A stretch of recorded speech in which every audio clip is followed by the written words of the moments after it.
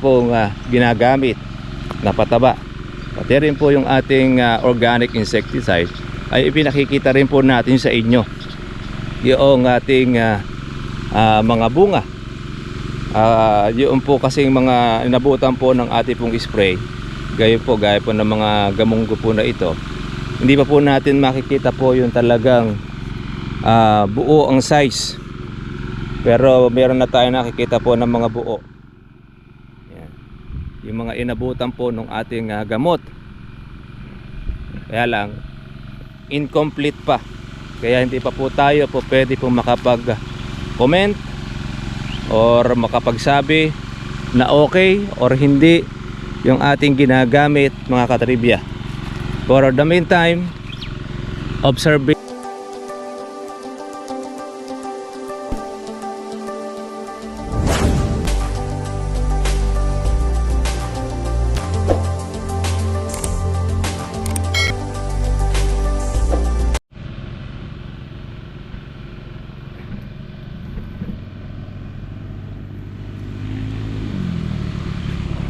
Kumusta na po kayo, mga katribya, at welcome po sa aking YouTube channel. Ngayong pong araw, eto, pinipitas po tayo ng ating pong kalamansi. Yan. Sa dami po, mga katribya, po ng bulaklak, ito po yung ating iiwasan na tayo po ay maghagdan. Dahil pagka ganito, mga katribya, po na dami po ng bulaklak at pabuka, at lalo na yan po ay kabukahan, hindi po tayo dapat, mga katribya, po magpapitas ng ating kalamansi, dahil yan ay posibilidad po yan ay malaglag o matagtag. Pero ngayon medyo makapit pa po siya, kaya medyo maiingatan pa po natin ang ating pong pagpitas. Kaya lang siyempre yung may-ari lang po muna po, mga katribya, po ang pipitas nito para maingatan, kasi yung talaga pong mamimitas, nako, ay talagang ang ibig talaga nun ay makarami, unlimited nga. Lalo na pagka po yan ay hinahagdan na, dahil napakahirap pong umakyat po sa taas. Kaya po, mga katribya, ito, sinatsaga po natin na pitasin lahat po no ate pong hinog, tsaka po yung mga natitira po natin mga berde, mga katribya, yan po ay ating pinipitas para naman po ay magkaroon po tayo ng panustos sa ating pong pampatubig, mga katribya. O yan, o, grabe po yung bulaklak, no? Malalaki na. Yan, sa makalawa, mga katribya, tayo po ay magpa-power spray po muli ng ating pong bulaklak. Ito po yung palatandaan kapag ka po maganda ang bulaklak at wala pong marami pong insekto, maganda ang kanyang pagkaputi, hindi po siya brown. Ayan. Palibhasa kasi, mga katribya, organic fertilizer po yung ating ginamit po dito, kaya ito po yung resulta. Kaya doon po sa mga nagko-comment, yung iba na ang sabi po yung ating organic ay dinurog lang po na bato, pasensya ka na kung yun ang iyong akala. Hindi naman tayo pa pwede po makipagtalo sa inyo. Basta tayo kung ano po yung naging epekto ng ating pong kalamansi, yung ating pong ginagamit, yung pong ating isinasabog na abono, ay hindi lang po puro daldal. Yan po ay pinakikita po natin ang video at ang resulta ng ating pong ginagamit na pataba, pati rin po yung ating organic insecticide, ay ipinakikita rin po natin sa inyo yung ating mga bunga. Yung po kasing mga inabutan po ng ating pong spray, gaya po ng mga gamunggo po na ito, hindi pa po natin makikita po yung talagang buo ang size, pero meron na tayo nakikita po ng mga buo.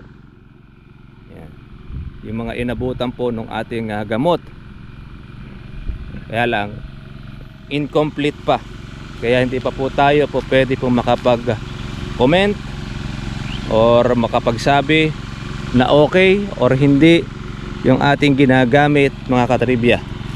For the meantime, observation muna po ang kailangan muna natin gawin, tapos maintain lang po natin yung pong ating paggamit.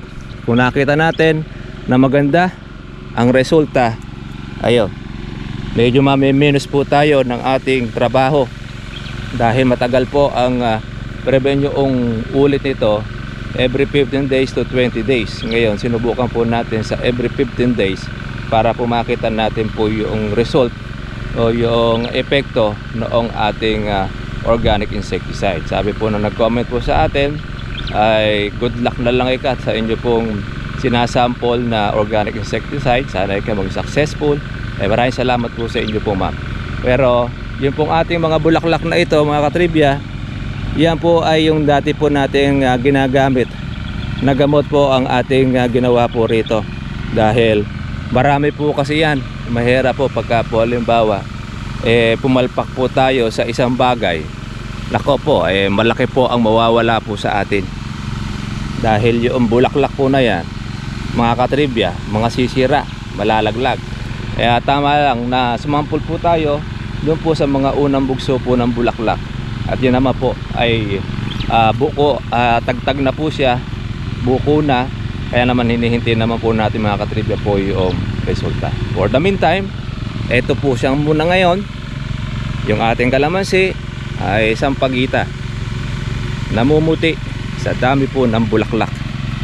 Anong kapal po niyan, pati rin po sa dulo hanggang doon po sa kaloob-looban ay meron siyang bulaklak, pero hindi po siya to mga tuyo, kundi bagkos maganda naman po mga katribya. Yung ating pong bulaklak, kumpul-kumpulan. Siyempre hindi naman lahat yung mga katribya po ay magtutuloy.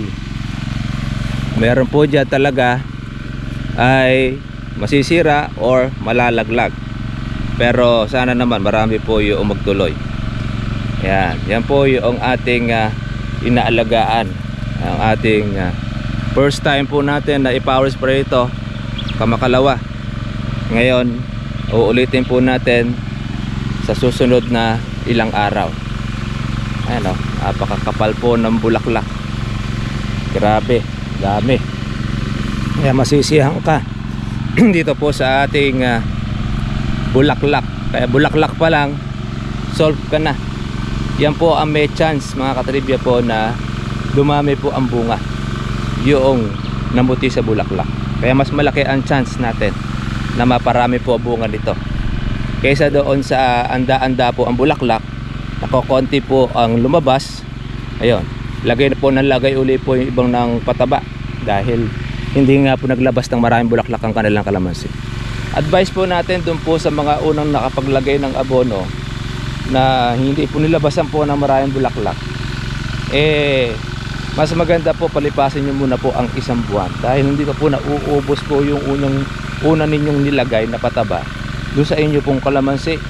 Lalo na pagka po berde ang kalamansi ninyo, nagmura ang dahon, ay mahirap po talaga mag-produce po ng bulaklak yan sa pamamagitan ng ating pataba. Ngayon meron pong ginagawa po yung iba, ipinambobomba sa mangga, ini-sprayan po ng potassium. Kaya lang hindi po kami gumagamit po nun. Alam nyo po ang side effect, agad tumatanda po ang kalamansi. Yung pong bata, nadadagdagan po siya ng 2 hanggang 3 taon. Kasi yung bispo po kasi gumagamit ng potassium sa mangga. Sabi nga nila, kung ang mangga mo ay 5 taon, mag-additional ka, kung 5 taon din po ang idaragdag. Noong kanila pong potassium, yung wala sa panahon ay kanilang pinamumulaklak. Talaga namang sandamakmak po ang bulaklak yung nagpapasingit. Kaya lang meron po siyang side effect. Ganun din po sa ating kalamansi. Ang ginagawa po natin ay yung pong natural po na process po ang ginagawa natin, yung patubig, tapos yung i-stress mo siya. Ay sa atin naman, nadili lang tayo ng patubig, yung puro organic naman po na yung ating ginagamit na. Ito na po mga katriba po yung ating pong napitas. Ayun, ang presyo po ng kalamansi ang berde ay 2.1. Ngayon yun naman pong kasama po pati po pongkan tsaka po yung reject ay 500. Kaya makakakuha po tayo ng ating pang patubig po sa kalamansi. Tsagain lang po natin ang pagpulot, lalo na po na marami pong bulaklak mga katribya. Tanghali na po, tayo po ay mananghalian po muna at mamaya mo tsaka po tayo mga katribya lumusong para po makabuo po tayo ng isang dilaw. Kung makakailan po tayo ng green, makakailang kilo, dagdag po sa ating pagpapatubig ng ating kalamansi. Kaya po ulit mga katribya, mga katribya, napakakapal ng bulaklak, grabe oh. Ingat na ingat tayo sa pagkuha natin sa hinog.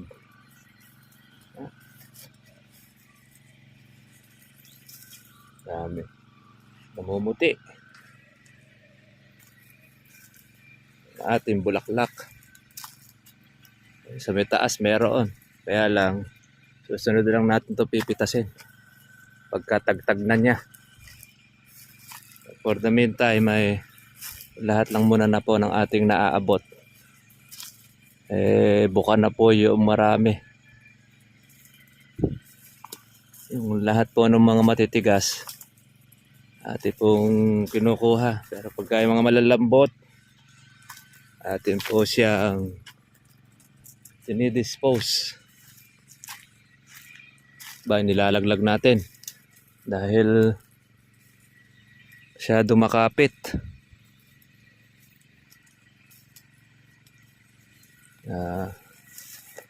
Ingat-ingat sa mga bulaklak, kaya iwas-iwas. Ayan, no? Puro bulaklak.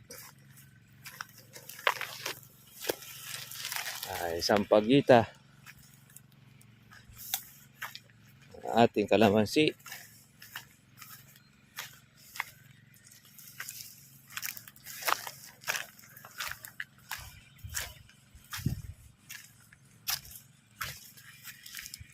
Yan.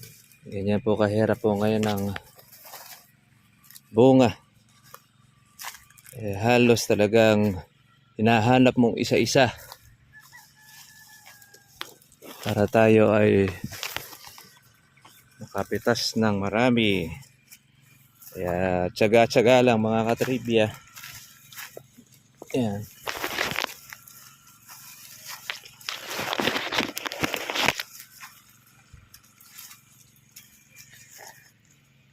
Sayang lang po kasi pagka po hindi natin ito pinitas para po palitan ng panibagong bulaklak. Ito ngayon ay napakakapal na. Grabe. Daming lumabas. Namumuti. Dati naninilaw sa bunga. Ngayon naman namumuti sa bulaklak.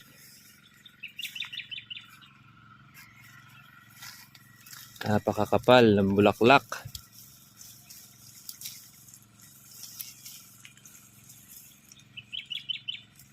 Meron pang mga lumulusot.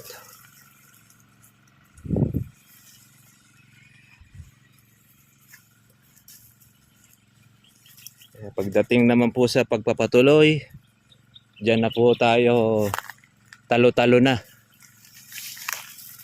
Marami na dyan mga sisira ang bunga. Maraming hindi nakakapagpatuloy dahil di alam ang kanilang gagawin. Kaya tuloy ang ibang pagsa-search o pag-aaral.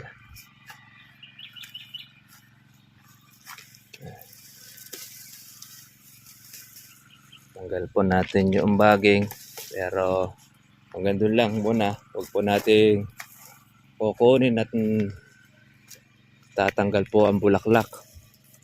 Kaya take note mga katribya, pagka ganito ang bulaklak ninyo, pag po kayo magpapapitas, lalo na pagka po dihagdan, ako mapapalis lahat yan pag yan po ay inyong hinagdan. Ngayon lang mahirap pong pumasok sa loob. Although wala pa pong mga petals na nalalaglag. Yan. Yung may-ari, maiingatan pa. Pero pagka hindi po yung may-ari, ay sigurado yan. Sasagasaan na yan. para siya ay makarami. Kaya tayo iniingatan natin para hindi po siya malaglag.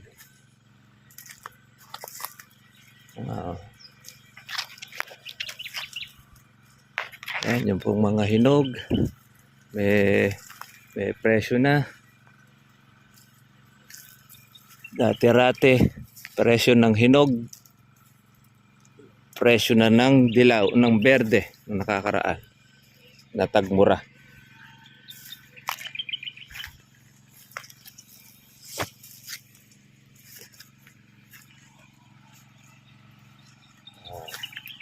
Ayan, marami pa pong mga lumulusot, oh. Iba po yung mga hindi pa nakalusot. Yung buko.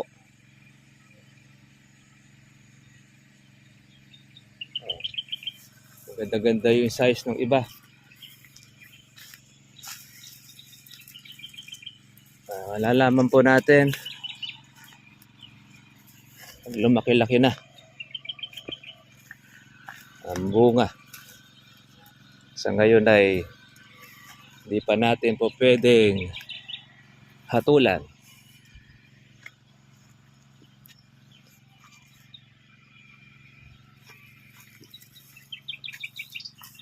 Kaya continuous lang mga katribya. Kaya wag po tayo matuwa kung namumuti sa bulaklak ang ating kalamansi. Tuwa tayo pag ito ay hinaharvest na maraming bunga. Kasi kahit na maraming bunga ang kalamansi mo at nagtuloy, hanggat hindi pa po natin napipitas at nagiging pera, hindi pa po para sa atin yan. Dahil marami pa po pwede pong mangyari yan. Pwedeng mapunta sa kamay po ng tulisan. Maaring bumaba pa ang presyo ng kalamansi. Hanggat hindi pa po natin nahahawakan na talagang pera, hindi pa po para sa atin yan. Kaya kahit marami pong bulaklak, kahit marami pong bunga, at di pa nagiging pera, hindi pa sa atin. Dahil may possible pa na yan ay malaglag. Possible din, lalo na marami tayo rito mga kaibigang mga tulisan na may-ari na lang ang binabantayan. Ano?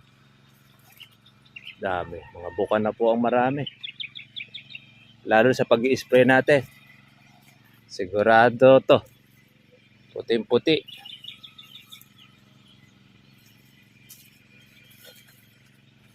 Namumuti ang bulaklak. Lamang sa pagita.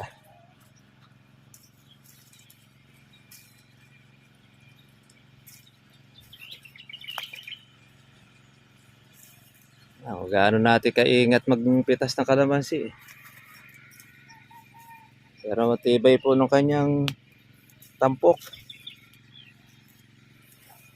Hindi po siya nalalagas. Iba, malulugas na. Na spray kasi natin ito ng nutritional organic with insecticide na pampatibay ng bulaklak, pampakapit.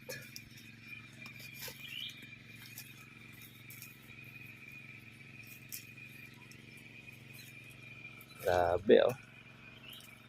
Iba halos na wala na yung dahon. Nagpuro bulaklak na. Paano kaya kung magtuloy yan? Ang gagawin natin?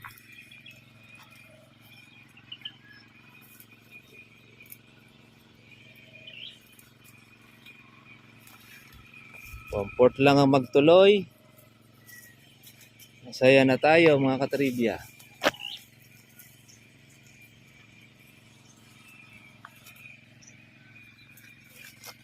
Tingin ko naman ay walang ganong insekto. Pero ewan lang din natin. Pag naging buko na lang, doon natin siya malalaman. Pero sa ngayon, wala pa. Alam mo, popcorn.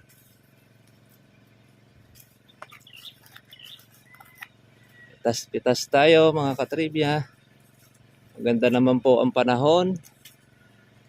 Kaya malamig pumitas. Sa ibang lugar ay umuulan.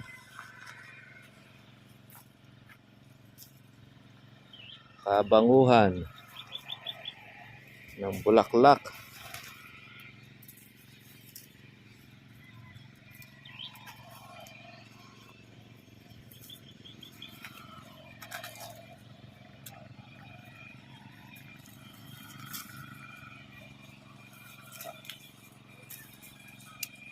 Halaw-halaw tayo ng ating pong hinog.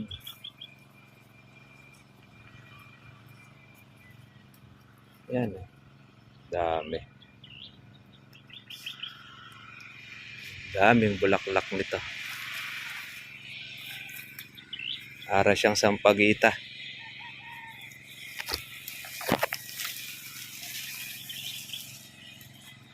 Yan.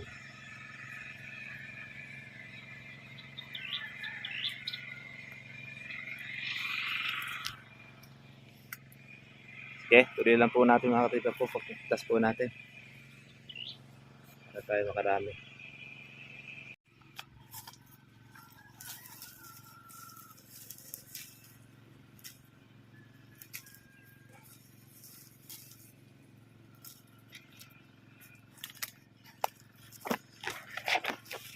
Daming bulaklak.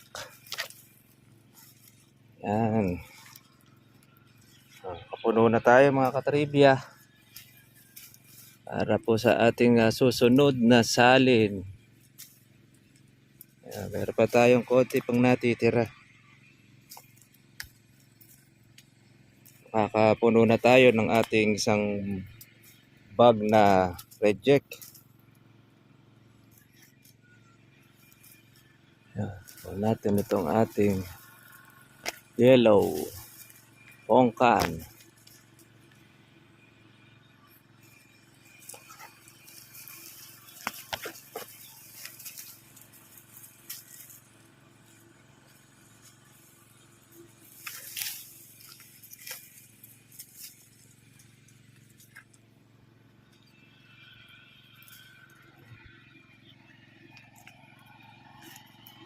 Sakit na sa balakang.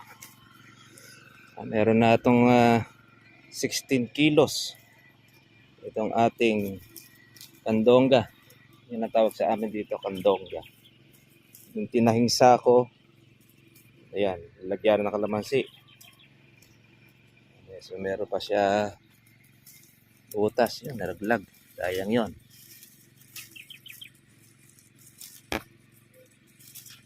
Pulutin natin. Yan. Dahil mahal ang kalamansi ngayon. Ito. Ito na, mga katribya. Ating pitas. Okay. Sasalin po muna tayo. Daan muna tayo rito mga katribya po sa napakaraming bulaklak.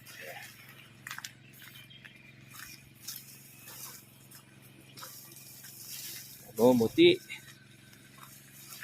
Alam mo, sinabog na popcorn. Kalamansi. Ayan, mga katribya. Masyado. Hitik na hitik sa bulaklak. Napakabango naman. Para tayong nasa hardin ng sampagita.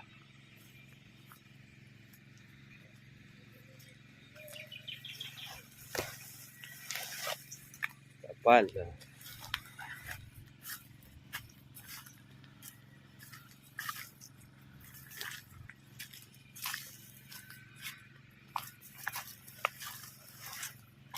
na.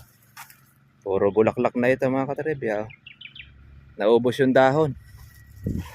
Bulaklak ang naging kapalit.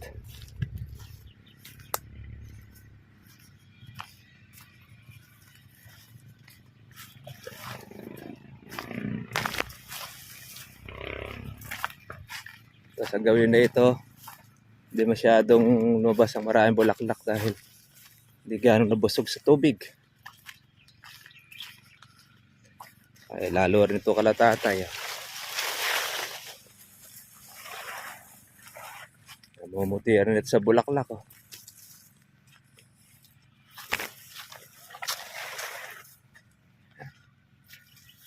Dami. Kaya dito sa amin wala sa amin problema ang pagpapabulaklak. Talaga napakasipag mamulaklak, kaya lang hindi lahat ganyan karami. Meron pabulaklak ng pabulaklak, ayaw mamulaklak ng kanilang kalamansi.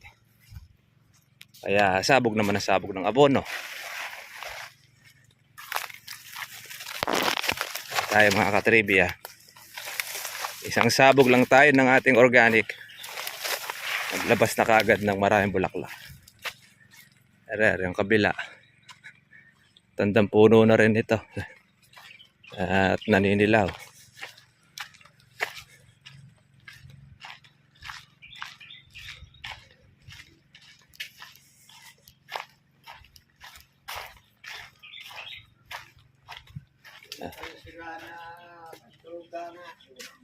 Okay, Bernab yan yung pitas natin. Ay, makakapuno na tayo ng isang dilaw niya. O yung ating berde, mararay berde natin. Okay na po mga katribya, tayo po nakatapos na po tayo ng ating pong pitas. Ito, hindi po ito yung pitas po natin. Yung kalahati lang pong berde ang nasa atin dito. Yun naman po yung ating pitas, yung isang bag, tsaka yung kalahati, halos dalawang red bag ang ating napitas sa kalamansi. Yun po pandagdag po natin sa ating pangalaga, pangpapatubig, dahil napakarami po ng ating bulaklak. Kailangan natin ng suporta po ng ating patubig tsaka ng gamot. Medyo matatagalan tayo hindi muna makapitas doon dahil magpapalaki pa tayo ng ating pang March na bungahan. Kaya halos yung bulaklak tsaka buko yun po ang munang ating aalagaan. Ganun pa man, maganda pa rin po yung ating presyo kahit di tayo nakaabot sa mahal. At least pero tayo nakukuha ang pantustos. Ayan. Sa kalamansi, sa kanya ka rin kukuha ng pang-aalaga mo sa kanya. Yun ang kagandahan, may maintenance. Hindi mo na kailangang manap ng mauutangan, tumutubo para maalagaan mo siya. Ibigay sa iyo pangangailangan mo sa pamamagitan ng bunga. Kahit na pampatubig, makakakuha ka sa kanya. Para ka lang ng mga 2 linggo, 1 linggo, makukuha ka na naman. May mahalaw ka. Kaya kung tawagin ko yung kalamansi namin bangkong buhay . Pag wala kang pera, pagmitas ka. Sa bangko, may dadaanan ka pang mga papel. Ay, sigurado bago ka makalabas. Hindi ka makapag-withdraw. Pag pumitas ka, pera na, automatic yun. Kaya naman dyan, walang Sabado, walang Linggo. Kahit anong oras, pwede ka mag-release. Pwede kang maggawa, kahit mamulot ka, pailan-ilan. Yung lupa mong binili, nakapirme. Hindi nila obrang nakawin nyo. At saka tumutubo yun, taon-taon na tumutubo ang lupa. Sumasama sa value ng pera yun Pero yung nakatanim mo, yun ang nakita ng pera nung naka-invest mo na yun. Ang nakalulungkot lang sa ganyan, yung bangko mo, ibenta mo. Mawalan ka na ng income. Pag binenta mo na yun, ala na. Wala na income. Babalik ka ulit sa mahirap. Babalik ka uli rin sa ikaw makikigapa. Makikipitas ka na lang, no? Makikipitas ka. Hindi na ikaw dati may-ari kalamansi. Mamimilmit ka. Hindi mo alam kung kikita ka kung paano. Kaya pagdating ng oras, nakatingala ka na naman sa langit. Kaya mas maganda talaga dyan.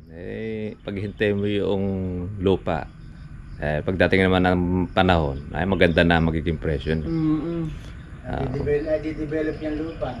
Lalo mas mamamahal siya pag may tanim na kalamansi. At saka alaga. Hindi kagaya na ibenta mo lang yung lupa na walang katanim-tanim. Mura lang yun. Mura lang yun. Mababa lang ang presyo. Yun ang kaganda pagka mayroong kalamansi. Meron na tayo ngayon pang patubig. Sa bunga. Ito, 2,000. 2,000. Ay, ayun, mababa sana yung kalamansi mo doon. Nakukuha sobra pa. Makakakuha ka pa kagad ng pangkawan na. Pang maintenance sa gamot. Pinupulot lang ito nakuha na yung marami. At saka hindi, yung magiging sobra naman yan, yung pambibili mo naman doon sa mga maintenance sa pang-spray. Yan lang medyo madugo kasi pag napatlangan ka ng araw dyan, ay nako, sisira yung una mong inalagaan. Kaya kailangan talaga, tuwing 3 araw, spray ka ng spray. Kaya yun yung budget talaga na kailangan dyan. Kapag kinulang ka ng budget, ayari yung iyong bunga. Manghihinayang ka rin bigyan. Yan. Sige mga katribya, at kita na po tayo bukas. God bless po sa inyong lahat. At minsan pa, tayo po ay makikita-kita pong muli sa ating pong next vlog. God bless po sa inyong lahat. Bye-bye.